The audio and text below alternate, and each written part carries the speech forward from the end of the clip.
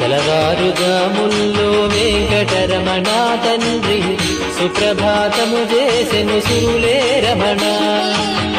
పంచామృతములతో వెంకటరమణ తండ్రి నిత్యాభిషేకములే నిత్యము రమణ.